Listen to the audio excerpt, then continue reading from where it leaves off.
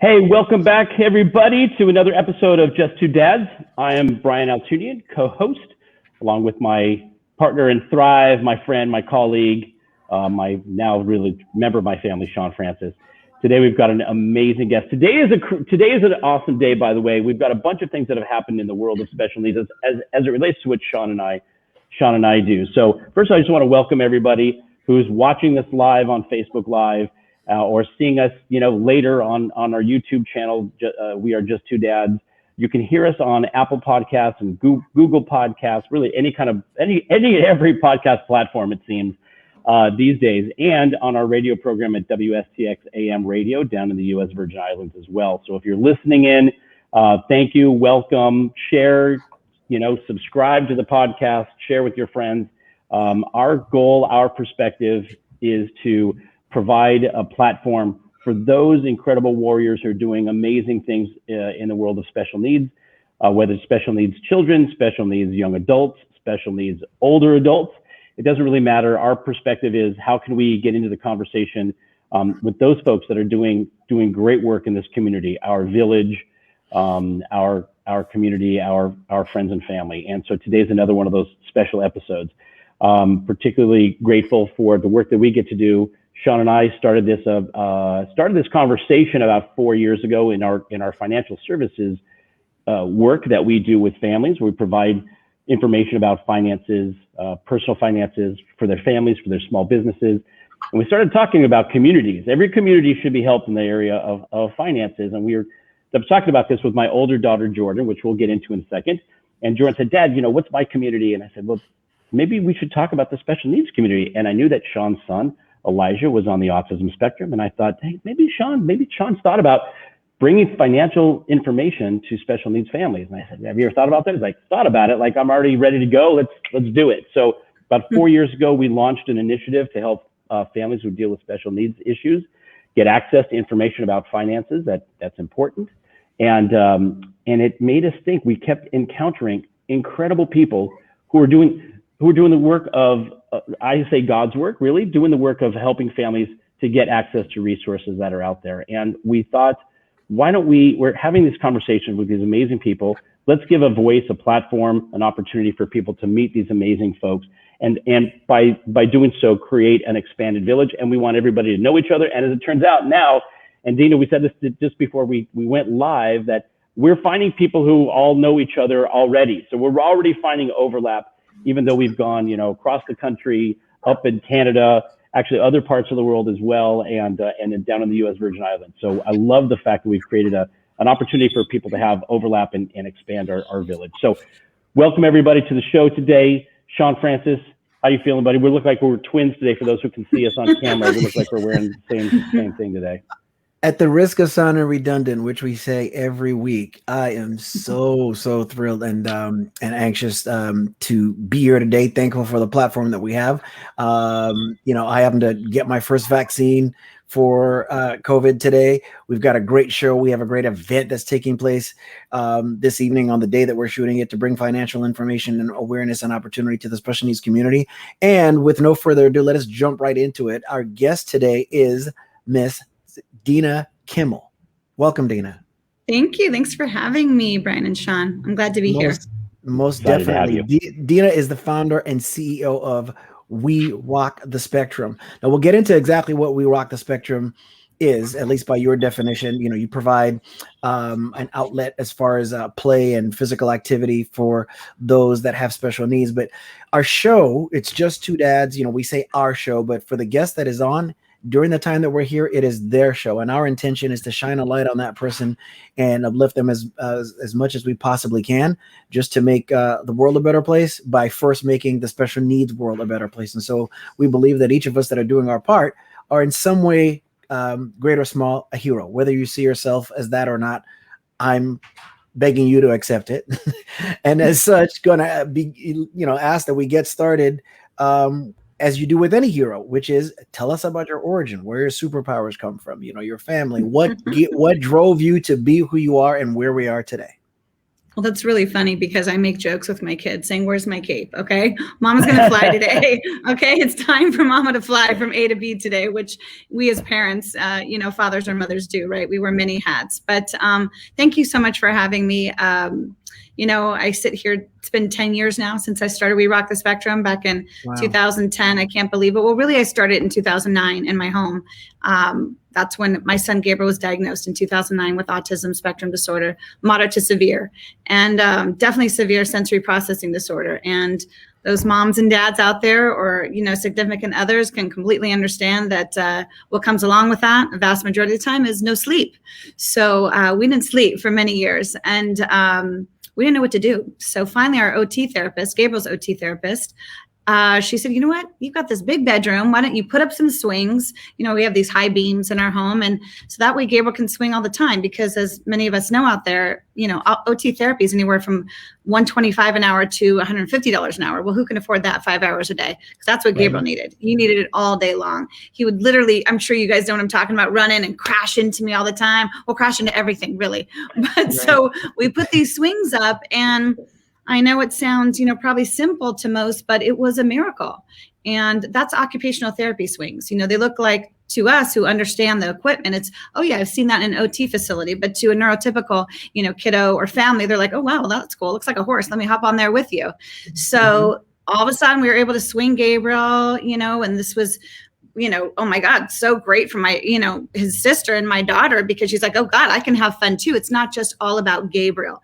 And I think many of us on this journey, we forget about the sibling, right? So it was very important for me that my daughter did not feel left out as well, because really this started because we were kicked out of five places. And I finally said, that's it. No more for me. I'm not going to do this. I'm not going to put my son through this, which really he didn't understand at the time, but my daughter did. She understood what was going on, as we often know. So finally it was number 5, and she was crying and saying, oh, it's all about Gabriel. Oh my gosh, and when she said that and said, I wish I had autism too, mommy, I was like, okay, that's it. That's it. So built the gym inside the Kimmel house, and it was, let's just say it was fun.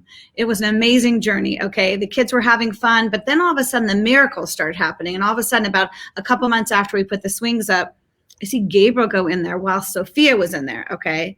Well, he never interacted with anybody, right? That's just part of autism. We know that's part of the journey. And then all of a sudden he wanted to hop on the swing, and hands went up to his sister. Okay. And this is like age 3, most kiddos point, at 18 months, do these things at 18 months, but this was 3.5. So my husband and I are watching, our hearts were so full. We're like, oh my God, this is the best thing ever. Oh my goodness. So all of a sudden they started playing together. And then all of a sudden at 3 years old, we're standing in the kitchen, and Gabriel, we watch him. He walks over to the kitchen table, which has this big thing of snacks in it, which it still does. I like my kiddos to be independent and pick out their snacks. And he grabs a little thing of cookies, and he walks over to me and hands it to me. Oh my God. Okay, that was it. Literally bawling, okay, on the floor. Oh my God, our son, he's there. And, he understands, and we knew it was there. And, I think that's what a lot of parents don't understand, that if you have a child with, neurodiversity, special needs, those are big deals to us, right? Whereas, you have a child like my daughter, it was like, okay, great. She brought me a bag of cookies at a year old. No, this was 3 years old. This was huge. So then came Gabriel sleeping better, eating better, and it's just the interaction between not just he and Sophia, then Sophia's friends would come over. And I was like, oh my God, this is incredible. And of course, his OT, everything came into play, his behavioral therapy, his speech therapy, everything just was better. Right. One night, I will never forget this. Oh my gosh. My husband and I, we were just about to go to bed, and I poked him. I said, Tim, oh my gosh, did you hear that? It sounded like there was someone in our home.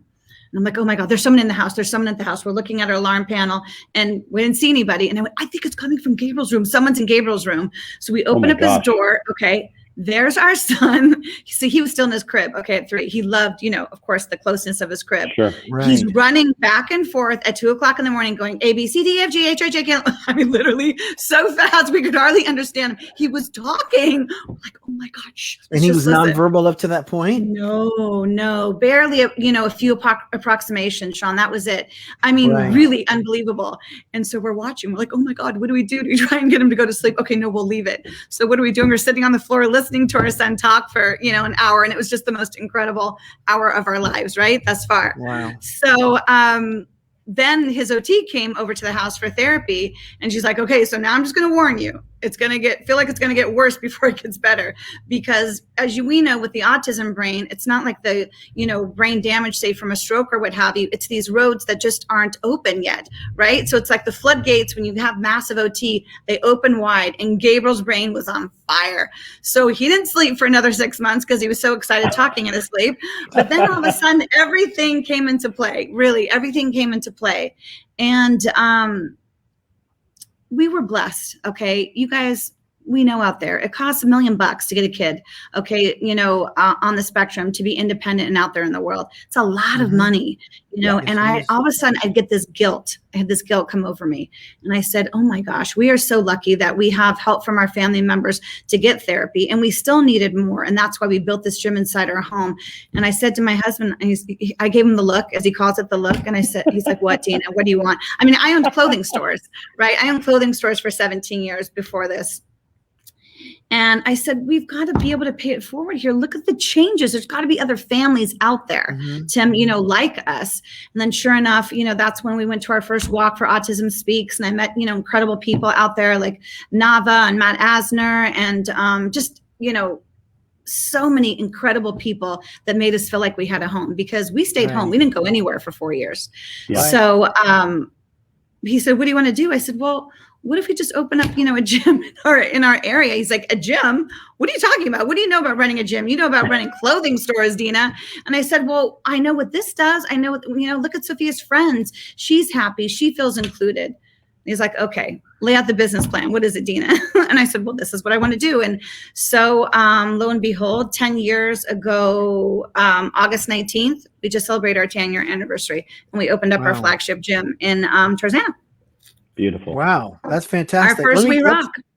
Let's go back just a little bit. Two things. Sure. You said you were kicked out of 5 places. Are we talking about parks, restaurants? Like, just out of curiosity, you don't have to give names, but no, I won't. 1 restaurant and 4 indoor playground areas, and the last one was the biggie. It's actually not there anymore. It was this place off of Topanga.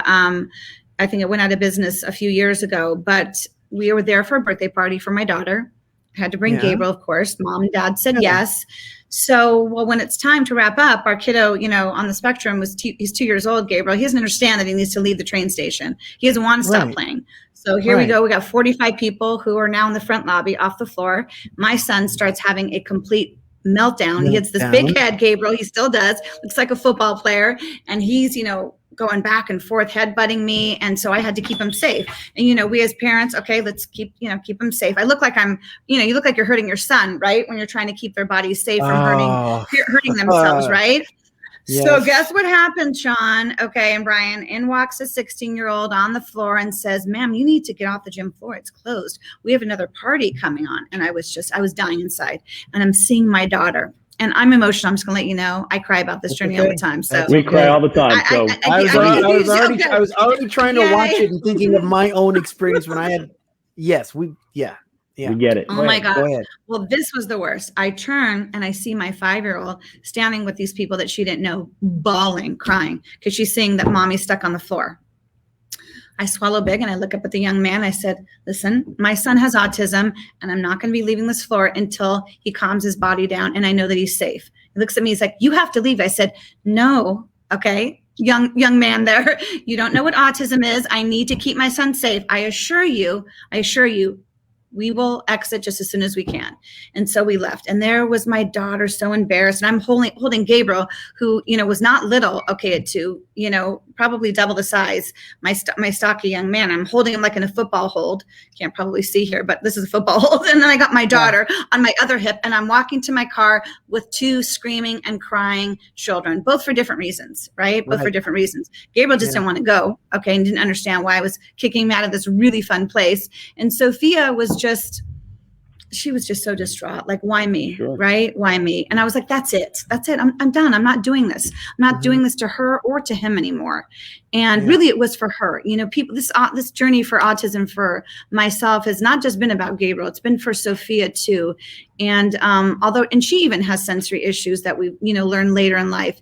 But it really affected her. It really affected her, and all of the therapies and all these people coming in and out for just Gabriel and not her. And I didn't realize it until one day we had the regional center. They came in to do the final assessment for Gabriel. And literally, I'll never forget her. She was so amazing. Trudy Maxwell, she's still out there doing her thing as an OT. And she said, so I know what's going on with your son over here, but what's going on with your daughter? This is a democracy here because she's running your house. And, because I was so, used to saying, yes, it became the normal thing to say yes to Sophia all the time.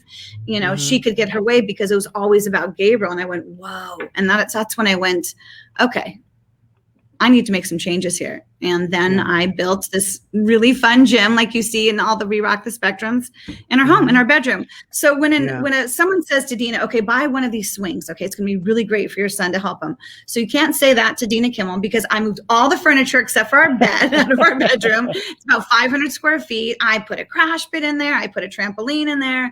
We had about 4 or 5 swings going on. And so that was it. So we really did not leave our house because it was so much fun there. But then finally, like I said, when I saw those miracles, I said, we have to do this. There's got to be other families out there in our community who have felt like I did, about their other kids, where they were just, in tears and didn't want to put their other kids through that. Being asked to leave the restaurant. Okay. Something that, I wish I could go back and give that person the words that I know now. But what did I know? I didn't know about it, right? We all know that. I didn't know about autism then. I couldn't say, this is where it is. But let's face it, 10 years ago versus now, gentlemen, our world has changed for the better. We did a whole episode on that. How do you love your children equally but differently? So let me ask you just one more thing. So if we can go back just a little further now, because the type of parent that we become under any circumstance is dictated by the type of childhood that we had. Right? Either we want to give them the great experience that we've had, or we've had maybe not the best experience and want to give them anything but what we've had. Tell us a little bit about your childhood and your family growing up and how that prepared you to be the parent that you are, generally speaking, but especially the parent to a child with autism. Well, it didn't prepare me. It didn't actually. It didn't at all. But what I had from day one was this maternal instinct. I knew at 10 years old, I wanted to be a mother. At 10 years old, I was babysitting 3 children, our next door neighbors, by myself for hours and hours, and helping and participating in our family. And I, like I said, I knew. I just had this maternal instinct, and I took care of my mom. I took care of my 2 older sisters. So that's really what prepared me, I'd say, for being a mother to any child with autism or without. But, we all have our own backgrounds. Mine, come from a divorced family. It was not easy. But I think that is what made me the advocate and fighter that I am. When I say fighter, I was on a show that was Peace and Love and Bring the Bat. And I didn't quite understand it until I was talking to him. He's like, wow, you really bring the bat, Dina Kimmel. I'm like, what does that mean? He's like, you're a fighter. You advocate for your family and now the world. And I said, well, I guess you're right. But that's how my journey, brought me to be Dina Kimmel, the mom that I am. And I have been always a go-getter, an entrepreneur. I had a lemonade stand, gentlemen, at 3 years old, selling lemonade, for 2 cents. So the entrepreneur side of me was always there. The maternal instinct, again, I think it just came from, I was born that way. I had a very, very loving mother, very loving other mother, my stepmom of 47 years, and father. And that was just always in me. I knew, what did you want to be when you grew up? A mom. That was me. Yeah. Yeah. Fascinating. So in the gym, and we're going to get back to some of these stories, but I was thinking about it as it relates to your daughter, because you want to talk about inclusivity. I mean, the reality is that's what you're talking about, right?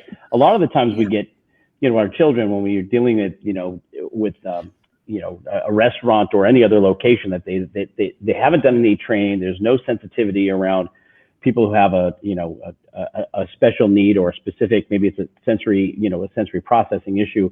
So there's no training around all of that.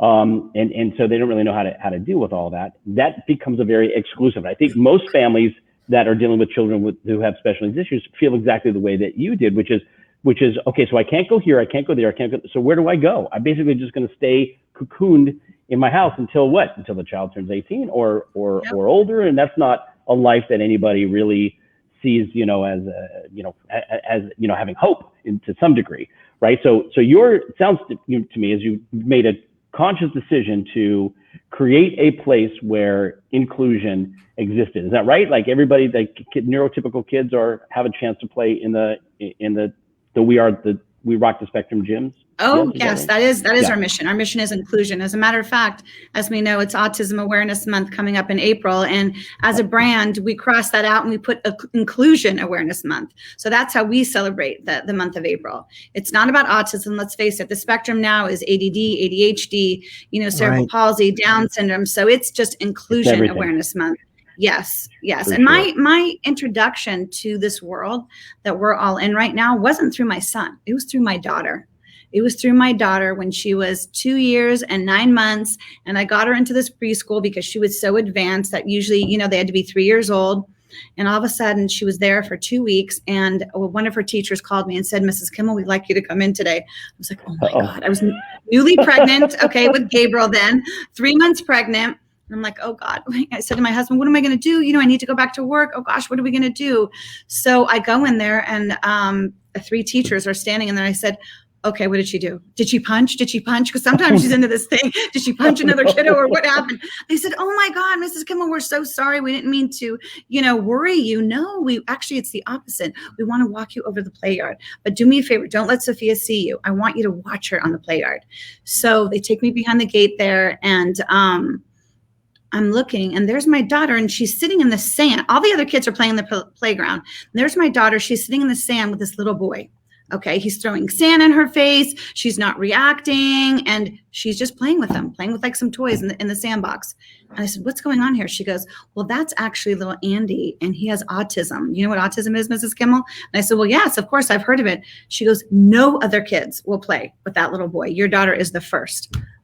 I was like, oh my God. And little did I know they're pregnant with Gabriel. Okay. 3.5 months pregnant. And that was my introduction to autism. Then of course I began, doing, a bunch of research, watched, of course, what did we know? Rain Man. That was the only thing out there for me that I knew, Rain Man. Right. And then came Temple Grandin and those movies, but really it wasn't talked about then, it wasn't talked about how it is now.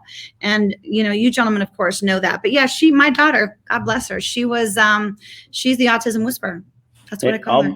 It's almost as if it was divine intervention to some degree, right? God hands us the things that, to the people who can handle them, and it almost sounds like sort of dictating your future. I know, I agree totally, with that. But I also just think, I believe, yes, life happens in that way. But then she went to another preschool out here where we live in Tarzana. We moved from Burbank out here.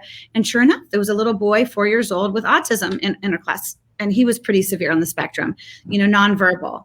We did play dates at their house so many times. And there was Gabriel. He was 1.5 years, not doing what he was supposed to be doing. Still, everyone telling me, oh, he's fine. And I'm sitting here talking to this parent, of this little boy, Gavin, so adorable. I still keep in contact with him now, 12 years later. And they're telling me about their journey. And all of a sudden I'm listening. I'm like, oh my God, those are a lot of things that is going on with Gabriel. But I felt like no one believed me because Gabriel was such a sweet, sweet boy. Anyway, also forgive me, gentlemen, because I'm crazy passionate and I will get going on my journey. Oh, so no, if you we open love up the door, you're going to have to reel me back in, okay? Keep going. No, we love it. It's fine. This is what it's about. Yeah. But I stopped and I said to Tim when I got home, I go, listen, Gabriel cries with everyone but me and but you. Okay, something's going on here. I feel like I need to do a class. Let's do. I want to take Gabriel and put him in a class. Are you okay with that? So of course my husband was okay with it. Gabriel was then actually 18 months, and we went to a mommy and me class. Okay, at Sophia's preschool. And this was at Coltip, and I have to tell you, they were an amazing preschool. They were, so inclusive for our family, and still dynamite program that they have over there. So Gabriel and I, we go into the mommy and me class, and I knew some of the mommies because they had little, boys and girls in Sophia's classes, and they start doing the singing and everything. And oh my God. Okay, well, that's when Okay, my whole world changed. It was then when he was 18 months. All of a sudden, the screaming, the hands over the ears, which he had done here and there. And of course, his pediatrician at the time said that was his way of doing peekaboo. Oh, that's your way of doing peekaboo. That's what I was told when I told his pediatrician when he got the shots when he was 18 months. And the tantrum that he had, and of course, all the moms staring at me, the embarrassment. Sure. Oh my God. I finally took our son, out of there after 20 minutes. He wouldn't sing. He wouldn't do anything. He was just so overstimulated. He couldn't handle it. I went home bawling to my husband and said, there's something wrong with Gabriel. He's like, what are you talking about?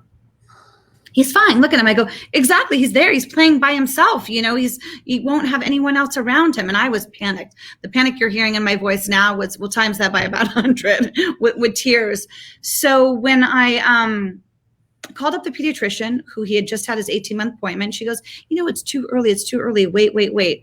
I said, well, I feel like something's wrong. He's not even saying mama or dada or nothing. And she goes, well, come on in. Let me take a look at him again. And I did. And I'm holding Gabriel and my husband's with me. And she goes, I said, he's not even turning to his name. We went in there. I gave her all the things that I then read about. And she goes, let me try something. And she walks to the other side of the room and she goes, Gabriel.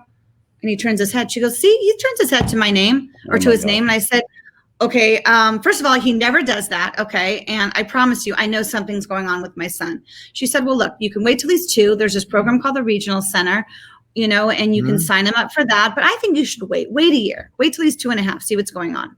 Okay. Well, you don't say that to me, to Dina Kimmel again. No. I said, well, do you know if somewhere I can go now? We'll pay out of pocket. She goes, well, there's a speech therapist down the hallway. So that started his journey. And she gave an assessment and we sat down, we were going over it. And she didn't say the word autism, okay, or anything spectrum. She just said he was delayed, severely delayed with speech. And I said, well, do you think he has autism? She said, well, do you think he has autism? And I went, bye-bye, next. Okay, next. Oh my God. Found another speech therapist, okay, and this was 11 years ago. Still, this woman is still his speech therapist. I found the most incredible speech therapist who's been with my son since he was 20 months old. Can you believe that? And he's now 13 and a half. Give her name. Her name is Laura Talkner. She's an incredible speech pathologist. She's here in the Valley, and she really saved us. She really, really did. So let me just say 2 things. First of all, sure. What you've just described, I think, for anybody who's been newly diagnosed, you basically. And we've talked about it a lot on our show. Shawn and I talk a lot about the day of the diagnosis or that moment of diagnosis. And we all share, I think a lot of us share a lot of common ground, which is, first of all, our medical professionals, and God bless them for handling the pandemic the way they have for those people in the front line. So not knocking them. But in this particular arena, the bedside manner leaves a lot to be desired. And there's a lot of the thing that parents know. There's something that's not right. You just instinctively know. Yeah. But the second thing I was going to say that I so admire, Dean, and I think that this is the message that we like to continue to, share with people, is that you are, well, first of all, people can clearly see that you're a warrior, but more importantly, you're an advocate. And you know that when you encounter something and you're like, that's not right, move on, go to the next, that in a way is what we have to do to make sure that our children have an opportunity to get the best at whatever services or whatever opportunity is available to them. And early on, parents, you're the best advocates. And what you've just described is, intuition that you knew something was wrong, and advocacy to make sure that you could get, access to services and resources to give him the best shot. That's amazing. And I think that you'll find people who listen or watch our podcast, there's common ground here because we all have had an experience similar to that. So just hats off to you. That's an amazing thing that you did. Thank you. But you also know it's they're our gods when it comes to our kids. We look at them. They're the leaders for us. So then all of a sudden, though, at the same time, I panicked. I thought, oh my gosh, if I can't trust my pediatrician, okay. And then when I actually got the official diagnosis when he was 2.5, I faxed it over to her. Not one phone call. Not one phone call of, I'm sorry, thank you for being a proactive mom. This has really taught me something. Oh, no. This is the same pediatrician that asked you, do you think he has it? Yes. Okay. Yes. Okay. Yeah. No, and I wanted to make note of that because I don't even think that's a bad question. I think what matters is how that's asked, because you can ask that in a way that includes you, because like, hey, I'm a doctor, but here's what I'm going to do. I'm going to validate you as a parent, and I want to get your opinion. And then there's also, oh, well, what do you think? Condescending. It felt condescending. Yes. Right. And I just and that's that a different wasn't story. Yeah, I looked. I'm like, wait, you're the one who knows. You're the doctor. Help me. Please help me. Yeah. So right away we did research and we got another pediatrician. I'm sure many of you have heard of him, Dr. Jeremy Shapiro. He's amazing. And it was really difficult. Let's face it. When you have a kid on the spectrum, any kind of change in your routine is difficult, right? I mean, that's it. The routine is your lifeline. So when we then had the first appointment with Dr. Jeremy, the nurse took me aside before we walked in. She goes, I just want you to know something. This is how amazing Dr. Jeremy is. We know you switched from X, Y, and Z office. I won't say whom. And he actually took, your son's file at home and he read it before your appointment here today.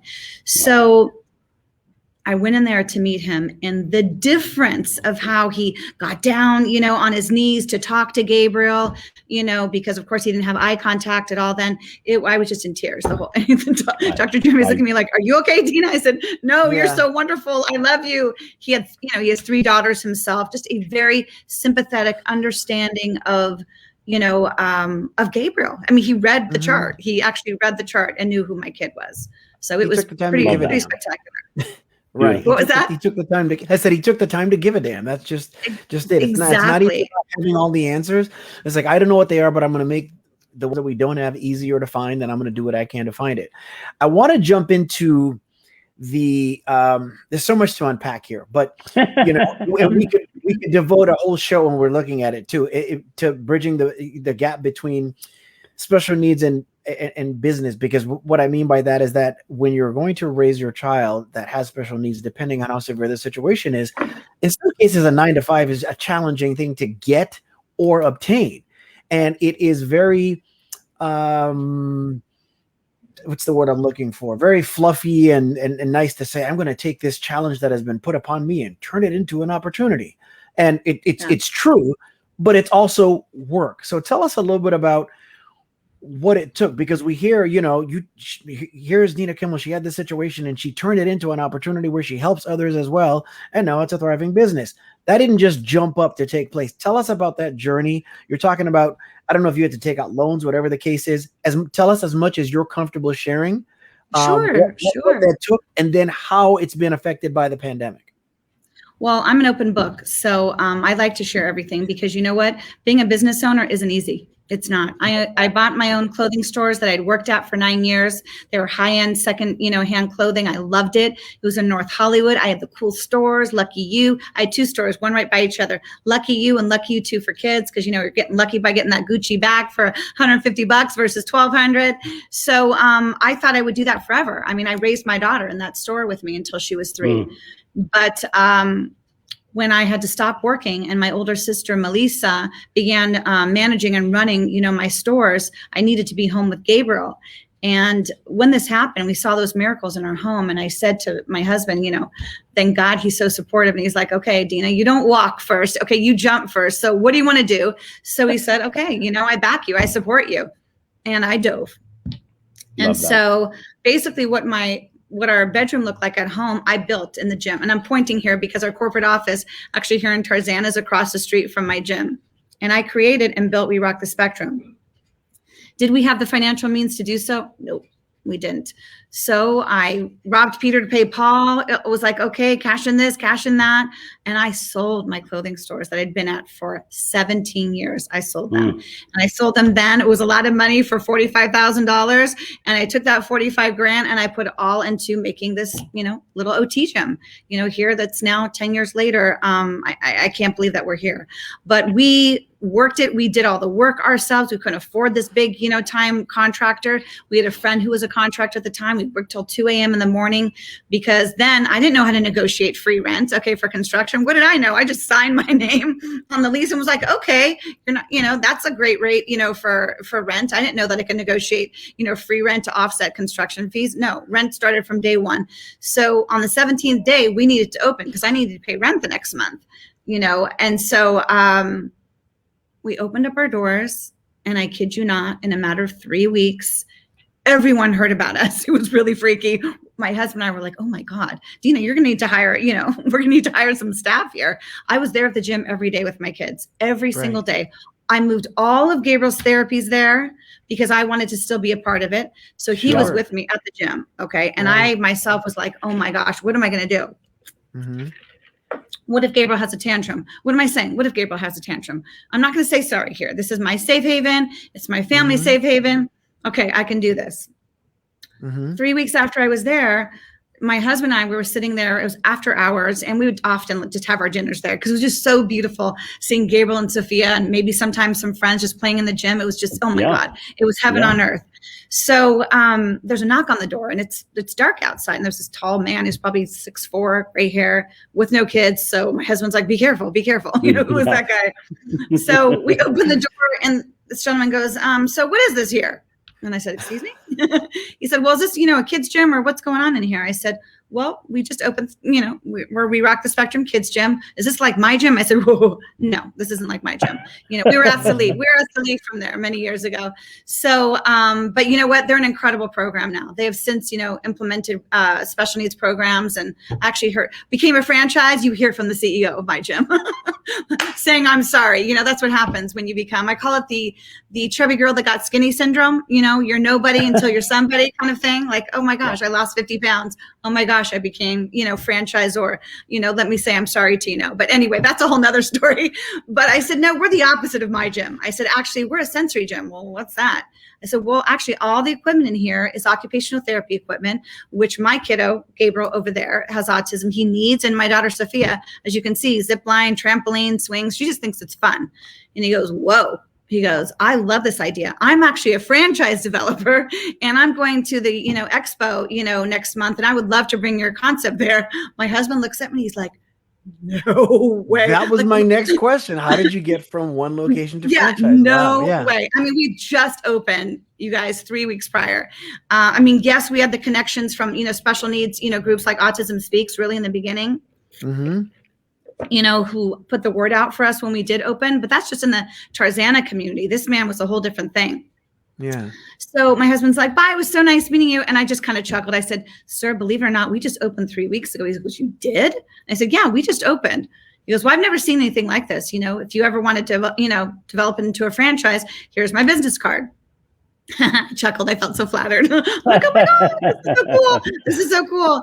Running my own business really came natural for me. That's how God, made me. My father's an entrepreneur. He's got an incredible, started with an incredible insurance, business, went door to door. Okay. When we were babies, then became the VP of Metropolitan Life, and now owns his own company doing financial planning. And he was just, so I obviously took after my dad. So thank you, Dad. Okay. If you're hearing this, thank you, Dad. He's awesome. But I sat down next to my husband, Tim, and I said, babe, well, should we check this out? He goes, don't even think about it. We just spent like everything we had in the bank, and your $45,000 that you got from your businesses. No. And I said, well, let me just talk to an attorney about it. He said, talk to an attorney about what? Well, I'm just curious. I didn't know that I'd come up with this idea that no one else had at the time. I had no idea. That sounds like my puppies, by the way, Shawn. So no problem. That wasn't your puppy. That was mine. Barking at some ant in China that's having a thought. Oh, no worries. Life in COVID. I'm sorry. Go ahead. No worries. But the entrepreneur, that's when the entrepreneur side of me, comes out. And I called a friend who I know had just trademarked something. And what was trademarking? I didn't even know what trademarking was. What's that? Yeah. And my friend's like, well, that's where you, call an attorney and pay them $5,000, and, that way no one else can use your name. I'm like, well, why would I want to do that? Because it's a really great idea. Just call them, Dina. So this happened at the gym. And so I gave them a call, and he said, well, yeah, pay me $900 and I'll do a search and see if there's anything like yours, in the database.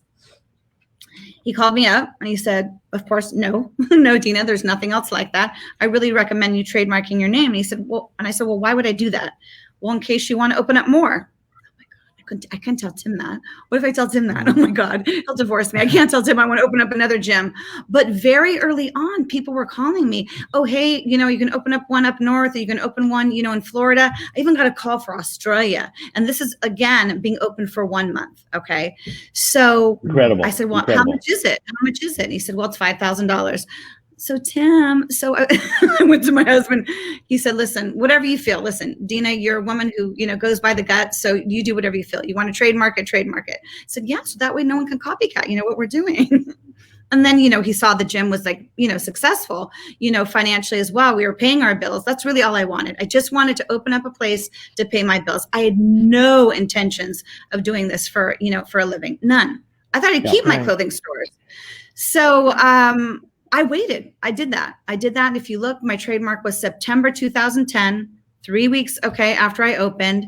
And I waited. I sat there and I waited and I focused on my family, because for me, I feel success is how I prioritize my life, which is God, family, and We Rock. And as long as I can keep it that way, I will remain successful in life. And I don't mean financially, I mean in life. Because let's face it, life is not financial. Life is mind, body, and soul, all of it put together. So that began my journey. Just so you know, our company's motto is faith, family, and business in that order as well. So I love that. We're in sync with you entirely. I was thinking as you were talking, I'm like, why wouldn't you franchise that? I could just see, because every community, everybody's facing the same issue. So you're talking about Tarzana. For those who are listening or who may not know where Tarzana, California is, it's a suburb of Los Angeles. It's in the San Fernando Valley. So we're all in Southern California here. We're all in Los Angeles, but I can see, and I know we've got Robert, we've got other folks who listen in the U.S. Virgin Islands. I'm sure they're thinking, like, wouldn't that be great if we had a franchise here? And the freedom of being able to spread that word, across the country, across the globe. And so tell people, because now that you've done it, how many locations do you have, and how many states and countries are you in? Because this is fascinating too. Well, if you don't mind, let me give a little bit of history. What happened? Sure. 2.5 years later, after I trademarked We Rock, Gabriel's caseworker from the regional center, which those of you who aren't in the state of California, that's the Early Start program here, said, Dina, you've got to open up more. I'm hearing from people, all over in California saying, tell me, is there a We Rock the Spectrum there? And I had this guilt, I had this feeling of guilt. And again, I then went to my husband. I said, Tim, I feel bad. There's other people who need this. What do we do? He's like, what do you mean, what do we do? You can't go to other different places, around California, Dina. I was just talking California then, to open up more locations. So again, I believe that everything is meant to be in life. I met this attorney who came in the gym. He was a franchise attorney, franchise and licensing attorney. I told him about my idea and what I wanted to do. And I said, I didn't have the means to do it, because people think, oh, it's no big deal to become a franchise. No, it's actually $250,000 to do it correctly, to become a franchise. I had no idea. I thought it was like 20,000. That was it. No. 20,000 is just for like your initial first agreement. Actually, now it's probably 50.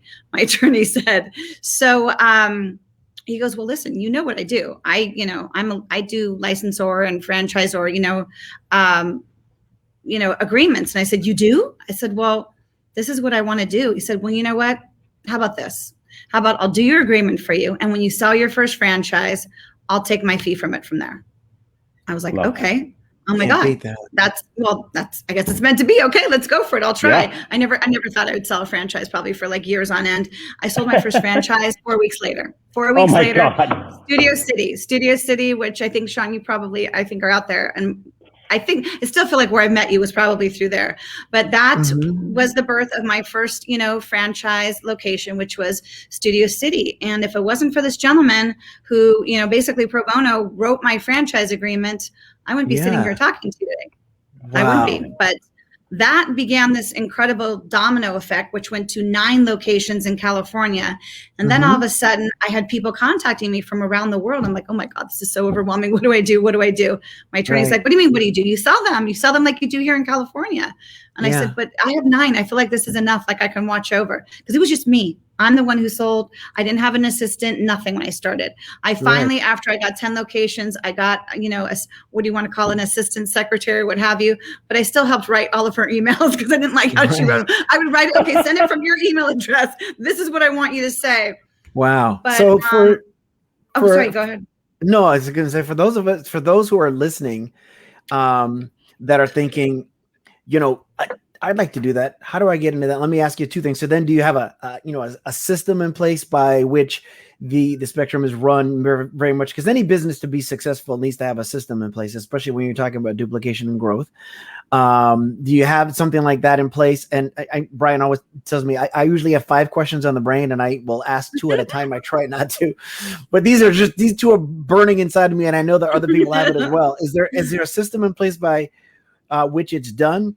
And then kind of walk us through it for somebody that's out there thinking, oh my gosh, a listener in the U.S. Virgin Islands that's like, I'd like to do that. Basically, how do I end up?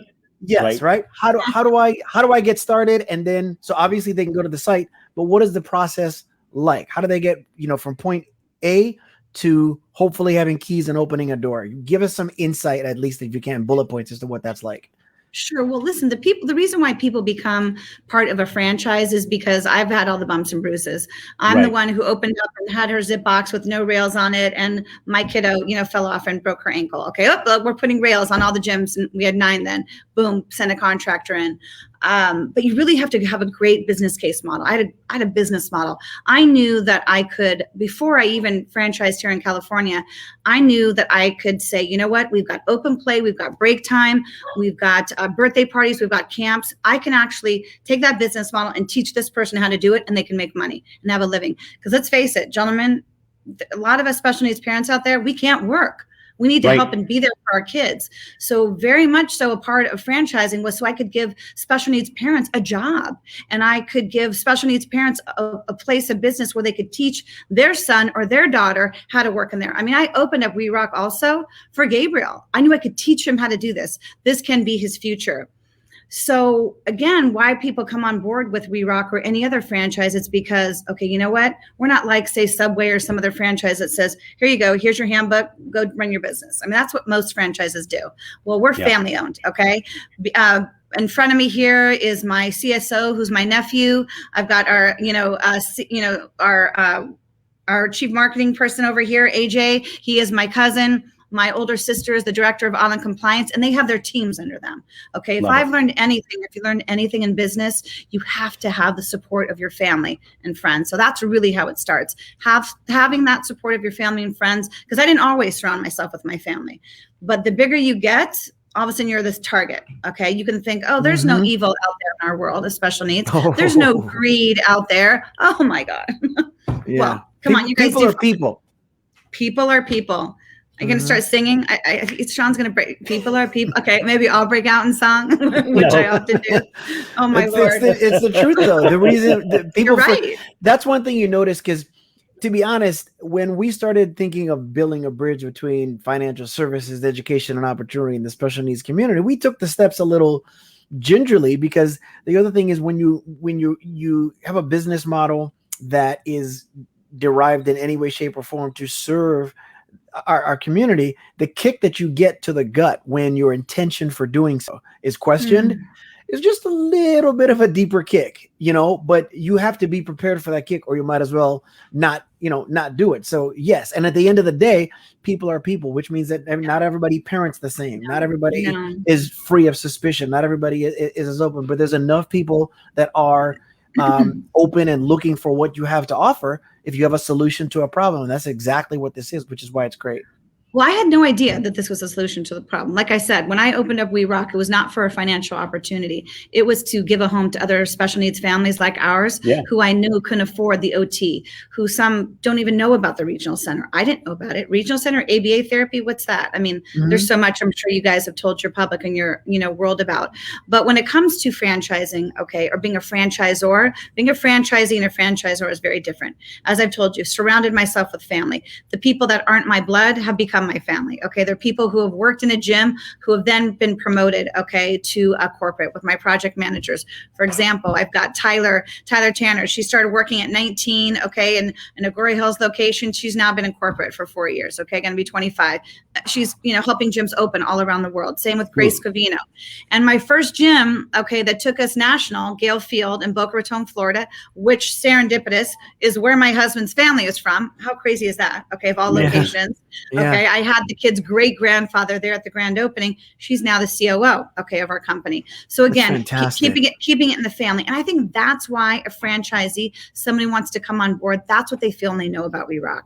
You go to that website, WRTSfranchise.com, you look and you see all this great information. But I really firmly believe that what sells We Rock is, of course, unbeknownst to me, we found an unmet need. We found this niche, of inclusion. There are no indoor playground areas, that you will see a 2-year-old and a 13-year-old both in the same place having just as good a time as one another. Yeah. It just doesn't happen. Right. It's not out there. Right. But in We Rock the Spectrum, it is so fabulous. It's the most amazing thing to watch. I'm so blessed that I can go across the street many times a day if I want to, and just, again, watch that organic environment. No one can tell who has Down syndrome, who has autism. It's just a beautiful environment of the universal language, gentlemen, which I call fun. Right? That's our universal language for kids. Right. So, I can't remember what your question is, because like I said, I just have a little bit of passion and I get a little crazy. Go ahead. Yeah. And just again, I'm usually the timekeeper here. I'm usually I'm tracking time. So I can't believe we won. I told you guys, I warned you. Oh my God. And then I tell you, it goes fast, right? An hour goes by quickly. But so you've got 9 in California. Now you've got Boca Raton. Where are you? How many do you have? Oh my gosh. States are you in? How many? We're in 8 countries. We're in 8 countries and 22 states. We've got 85 locations. And I will tell you, the pandemic was hard. Was hard. You talk about you talk about being a hero. I don't feel like I'm a hero. I feel like I'm a soldier at war, though. My husband or other people out there will ask, well, when are you done? When are you done, Dina? When are you going to stop opening them? I'm like, that's like asking a soldier at war who's fighting for all of our lives and our freedom. I feel the same way. I'm fighting for, worldwide inclusion for our kids. I'm never going to be done, because We Rock the Spectrum is needed wherever there's families, wherever there's children. So that's, what's happened to me. And then when the pandemic hit, oh my gosh, well, that soldier at war happened. What are we going to do? Oh my gosh. I didn't think financially. I thought, what are our parents and our families going to do out there if everything closes? Because therapy's closed. There was no ABA. There was no OT. Nothing was in person, guys. There was nothing. No school. Not even classes. School. Exactly. Right? Can you imagine? I can't imagine putting my then 3-year-old Gabriel in front of a Zoom. I mean, he did phenomenal. But he did phenomenal because Gabriel had 7 days a week. We Rock the Spectrum for all of his life. Again, that OT, the speech therapy, the ABA therapy. But there I was. We had the shutdown March 17th here, as you guys know, and we have a nonprofit. It's called My Brother Rocks the Spectrum Foundation. And I wanted to start something that my daughter can go, oh, that's me. That I'm on the logo. That's me with the red hair. And yes, that fiery redhead is my daughter. And we started this foundation because, let's face it, there's some families who can't even afford to come in, right, and pay the $14 or pay the $12. So I came up with this idea in the middle of the night. I literally called and emailed my marketing team then.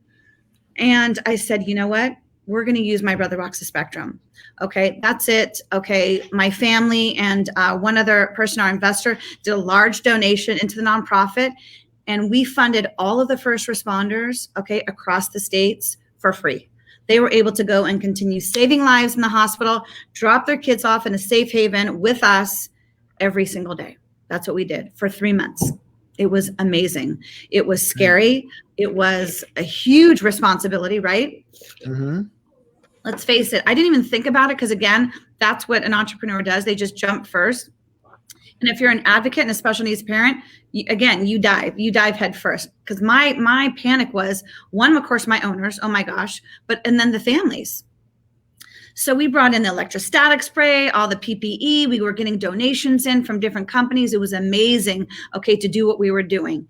And there was nothing more beautiful than be able to see these doctors, walking up in their scrubs, and we're taking the temperatures, and we've got our masks on, our face shields, and them feeling comfortable and being able to go, thank you. I'll see you at the end of my shift. Or just going home, being able to drop their kiddos off for 3 hours, being able to go home, sleep for 3 hours, and going back to doing what they're doing. From grocery workers to nurses to doctors, we were savior for many of them. And that, to me, of anything, has just been the biggest honor. And then, of course, Dina Kimmel, entrepreneur. I fought hard, and we got We Rock the Spectrum to be deemed essential. And here we are. Can you imagine? Love that. We're now at the tail end of this pandemic. And, I said to myself, am I setting myself up here? Because if we get one case of COVID, okay, the kiddo getting COVID in our gyms, okay, what's going to happen to us, right? For the public eye. Yeah. If you look on our website, we were on the news left and right all through these months, but all the positive stories. Yay, we rock. You're open to the public. You're deemed essential, and you're doing it right. You're doing it safe. You're doing it, you're sanitizing. You're doing, but listen, let's face it, with COVID, you can do everything right. Prime example, Dina Kimmel, I got COVID January 1st. Me, the person who didn't leave here, nowhere, brought in her groceries. So it was a big leap of faith for us. But again, it's that feeling as a parent we get. You're going to do it. You got to fight. You got to advocate. You got to have a place for these families. Listen, you can send a neurotypical child anywhere to be watched, right? You can't send a kiddo on the spectrum anywhere to be watched. Right. That's right. So that's why we did what we did. So between the date, which I think we agreed was such a blur now, March 17th of last year, between then when the shutdown began and you were deemed essential and were able to open, how many days were you closed for at that point? Okay, I never closed. I did not. I let go and let God. I said, I'm going to keep doing what I know I'm doing right. I'm going to keep my front door locked. We had these parents who needed to go to work. And again, a big leap of faith. Yeah. And then I did a ton of research, and I was reading the mandate every day, and then found where it was. And that was helping the needy, helping the special needs community. You can be deemed essential. And it took me months. It took me 3 months to find it. And then I had to, as a franchisor, I'm not just responsible for my baby. I'm responsible for all 85 of my babies. Okay. Right, if I didn't have this team around me, helping me, us reading mandates and trying to sift through, okay, you know what? You can be deemed essential for there, because again, you're helping the disabled. It was just every county, every city, every state, every country, gentlemen, it was a huge, huge challenge. But in Australia, they were deemed essential, and they were busier, than they were before COVID, because their special needs program, they said we had to stay open. Right. I mean, it was just a huge blessing. And I know Brian's getting ready to wrap us up, but that's the other thing I was going to ask you really quick. What are the countries that you are in outside of the U.S.? So we are in the States, we're in Canada, we're in Ireland, we are in Egypt, we are in Saudi Arabia. Oh my gosh, gentlemen, help me. We're in Malaysia. And what am I forgetting? I said Canada. I said that already. Wait, let me go back to my map. Dubai, Australia. Dubai, okay. You know what? That's when I have to pinch myself and I go, oh my God. And they're like, oh, Dina, your company is so big. I'm like, we're not big. This is a family-owned. We're a mom and pop company. What do you mean? Okay, I answer my own phone. Right. I answer the phone after hours, and people are like, "What? This is the CEO." I'm like, "Yeah, what's no big deal? It's no big deal." But yes, you can add the U.S. Virgin Islands to that list. Oh my gosh, it is so neat. We've had people inquire from there, families who really need it. So listen, I'll go out there. I'm there at the grand openings. Yay! Like you've been blessed to get the vaccine, and we're ready to travel and be there for families. All of a sudden, as soon as the vaccine was announced, okay, boom, all of a sudden, because our inquiry stopped. As a company, right. I mean, this was like a huge leap of faith.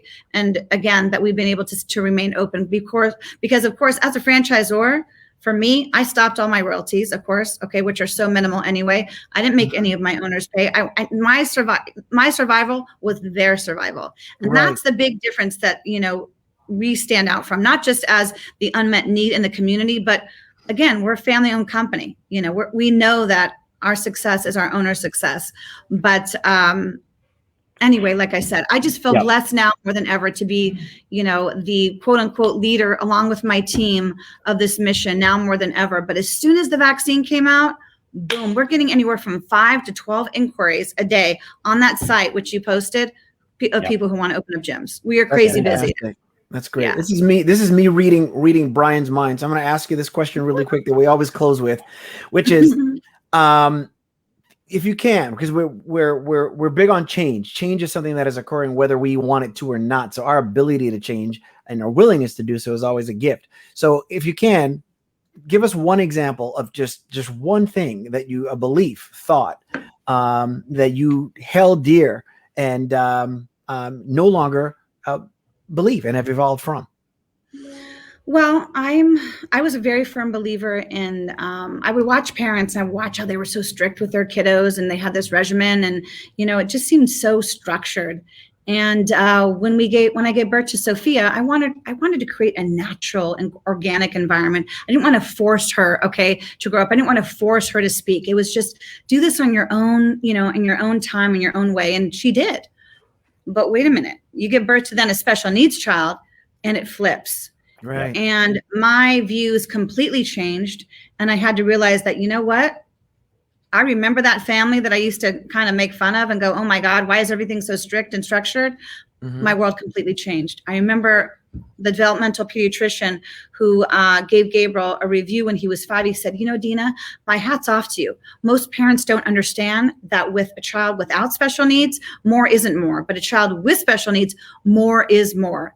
I mean, I was, again, 7 days a week of therapy. So talk about a flipped, this organic, laid back environment. Oh, no. Structure, structure, structure. But then all of a sudden I saw Sophia. She was digging the structure. Oh, okay, mommy, this is our program. This is what we're doing. And then she became, again, more relaxed, less anxiety. Kids want structure. So I went from this, I'm this earthy, hippie 70s girl, put on my Birkenstocks to, no, structure. So you know what? My hat's off to all of you parents out there with special needs kids and without. It's not easy being a parent, but having a kiddo on the spectrum, structure is our survival. Yep. Absolutely. Sure. That's beautiful. And how the heck did an hour go by? You guys are cool. You guys are too cool. That's all I It goes by fast. And I say this all the time. Like, we could spend another half hour talking about this because there's so much more to dig into. I think, Dina, for me, and hopefully for our listeners and our viewers as well, the fact that you've taken your circumstance, which can be overwhelming and all consuming, and you have turned it into not just an opportunity, but an opportunity to help other families who are dealing with the same situation is exactly what this is all about. What our world, Shawn and I jumped into this space because we know that there are people like you out there that are trying to make the world a better place for other people who are dealing with it. And not only does it impact the special needs community, but it transcends and it helps every community. And we are blessed to have spent this time with you, this hour that flew by. Thank you so much for your contribution. We posted stuff on Facebook, and we'll post more stuff on our YouTube page and on our website when we get our website going. So we will get to a point where we're going to be promoting. There are people that we've had on our show that we want to connect with you that are doing things that are going to be a part of what you're doing as well. Mm-hmm. Thank you so much for doing this. Thank you for all of our listeners, people who contributed today to the conversation, comments on Facebook and on YouTube, and we appreciate all of you. I'm so blessed and grateful to be in this business with Shawn and in this world that we have jumped into with all feet. And as I always say, now more than ever, it's time to share empathy and love. Have that be the main focus of everything that you do. The world will be a better place. So, Dina, thank you so much.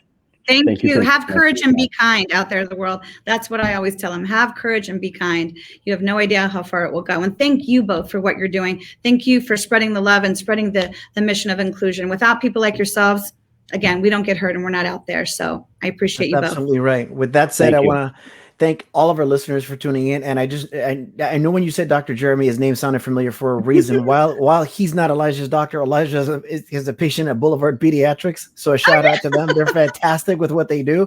Our listeners in the U.S. Virgin Islands on St. Croix, thank you so much.